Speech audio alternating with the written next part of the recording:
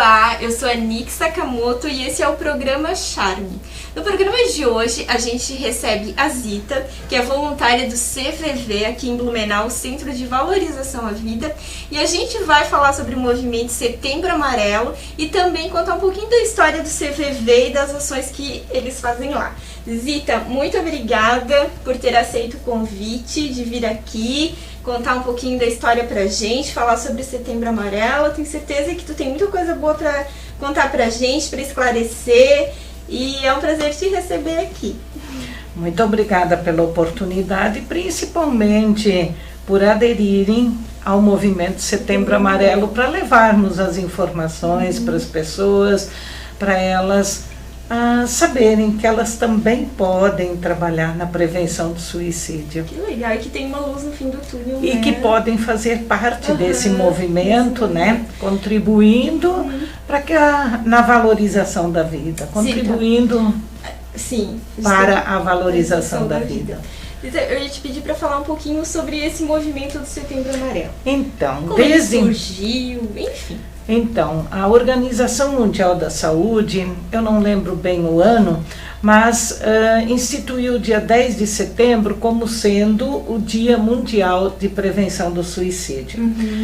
Em função disso, no Brasil, o CVV, junto com o Conselho Federal de Medicina e a Associação Brasileira de Psiquiatria, em 2015 começaram esse movimento do Setembro Amarelo, daí o mês todo, com a ideia do quê?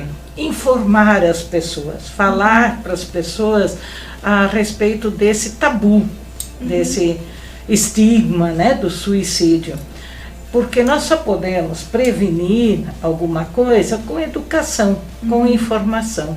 Assim foi com outras doenças, como câncer, como a própria doenças sexualmente transmissíveis.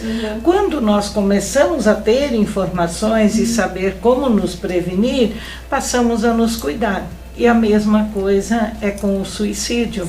Precisamos falar sobre o tema, conhecer e ter informações para nos cuidarmos e cuidar de quem está próximo de nós. Porque nós podemos fazer a diferença na vida das pessoas, sabe? Perceber, observar algum sinal, alguma coisa que não está legal, que a pessoa que está em sofrimento, está se sentindo desamparada, desesperançada, em desespero, e às vezes um olhar. Hoje não há como se aproximar muito da pessoa. A gente não tem o toque físico hoje, né? Não tem o toque físico, mas uma chamada virtual no WhatsApp, um oi no WhatsApp, um jeito de se aproximar e dizer para a pessoa: olha, parece ou eu percebo que tem alguma coisa acontecendo contigo. Tem alguma coisa que eu posso fazer para te ajudar? Normalmente nós não fizemos essa pergunta com medo. Se a pessoa me disser alguma coisa, o que eu vou fazer? O que eu vou dizer? E na verdade nós não precisamos fazer nada. Isso é natural e espontâneo. Deixa a pessoa falar, desabafar. Ela contar daquilo que está doendo, que está machucando. E no ela falar, ela já começa a organizar o pensamento, e organizando o pensamento, ela começa a encontrar saídas e possibilidades para algo que parecia que não tinha jeito, que o suicídio, talvez para ela, na visão dela, fosse a única possibilidade, né, de sair disso. Zita, tu comentou que o suicídio ainda é um tabu na nossa sociedade, né? Porque é um assunto forte, é um assunto dolorido, e eu imagino que também é um tabu porque as pessoas não sabem se comportar quando isso acontece, elas não sabem o que fazer, né? E tu falando dessas possibilidades de dar um ouvido, né? Claro, a gente não tem um toque físico, mas de se pôr à disposição para escutar a pessoa, já é uma grande ajuda, né? Mas eu queria te perguntar em relação, assim, à família ou amigos próximos, Como que a gente pode ter um indício de que aquela pessoa está prestes a cometer esse ato, ou a pessoa isso é silencioso, é um processo silencioso, ou a pessoa vai dando sinais? Então, bem interessante o que tu estás trazendo para a gente refletir. Não dá para generalizar. Sim, sabe? Cada caso é um caso. Então não dá para dizer a pessoa sempre dá sinais. Vai dizer que muitas vezes ela vai mudando comportamentos, sabe? Ela vai dando algum sinal de que alguma coisa não está legal. Tá. E que muitas vezes nós vamos perceber isso só depois que já aconteceu. Porque nós não temos o hábito de fazer essa leitura, atenção. de estar atentos, né, às mudanças que está acontecendo com a pessoa. Mas, tipo, em algumas falas já pode se ver, eu não aguento mais, Isso é... sabe? Não tem mais jeito, não tem mais nada para fazer. Quando ela começa a dizer, eu vou embora, vou parar de incomodar. Ela fala que vai praticar o ato ou não? Não, Nunca às vezes não. Às vezes sim.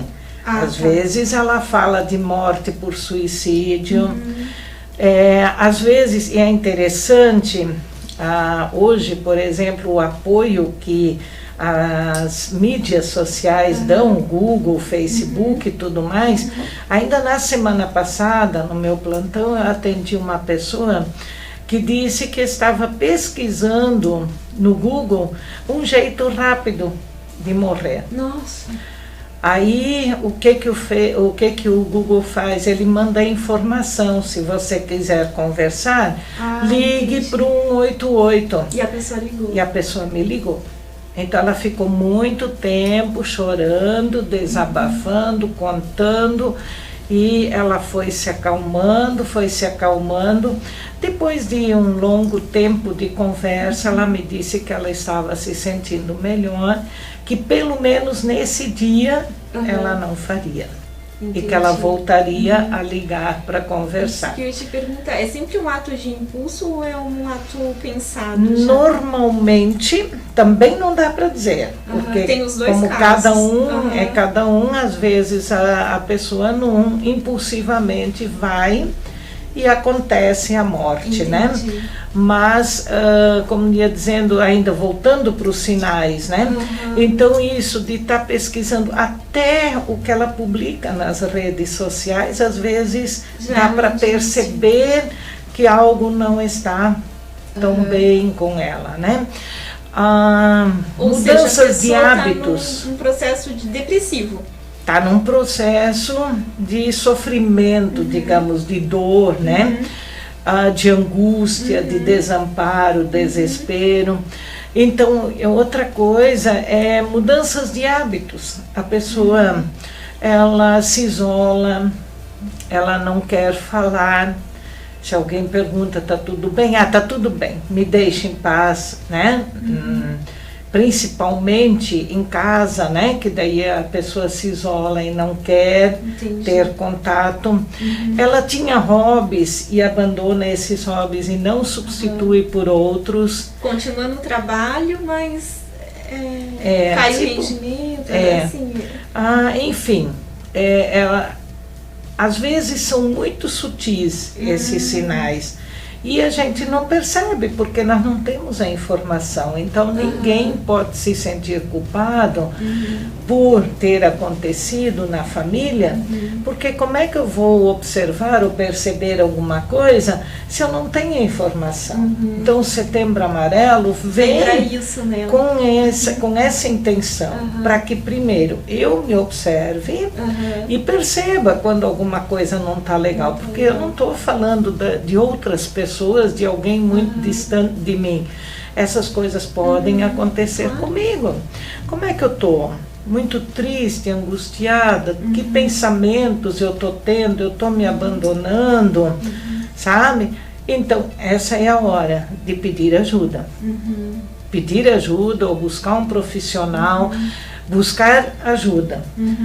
E quando eu perceber que alguém próximo de mim está vivendo isso, eu oferecer ajuda, perguntar diretamente, tem algo que eu posso fazer para te ajudar? Sabe? E há situações, inclusive, que os profissionais recomendam, que quando a pessoa está muito abatida, quando ela está muito fragilizada, ela não tem mais condições de pedir essa ajuda ou buscar essa ajuda. Então ela precisa ser levada. Entendi. Sabe? Um familiar, um amigo, uma pessoa próxima. Aham. Ou leva para um profissional da saúde, tem os CAPs, tem os médicos, se puder, leva direto num psiquiatra ou no postinho, onde tiver um acesso, ou se for o caso, chama SAMU, mas precisa, às vezes, a pessoa ser cuidada, né? Eu, então, se tiver condições, indique o CVV, né? Para ela, liga para o 188, 24 horas por dia.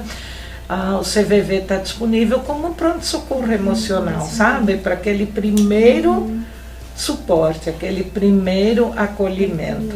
Zita, a gente tem no Brasil um índice assim de números de casos, ou se são mais homens ou mulheres, ou por faixa etária. Isso existe ou não foi feito um estudo sobre isso? Existem as pesquisas mundiais, que são da Organização Mundial da Saúde, e no Brasil as estatísticas do Ministério da Saúde. E o que aponta? Mas essas estatísticas, elas demoram muito para ser atualizadas, né? Então não dá para dizer, como é que está agora, durante a pandemia. Não sabemos. Não sabemos. Não sabemos, porque isso nós vamos saber daqui a Os dois... índices são antigos, são de 3 anos atrás, mais ou menos. Mais ou menos isso. Então, o que a gente tem? Que são 32 mortes por dia no Brasil. Mas tentativas multiplica isso por no mínimo 10. Nossa! Sabe? De 10 a 20 tentativas para cada fato ocorrido. A gente está falando de 300 pessoas diariamente. Exatamente.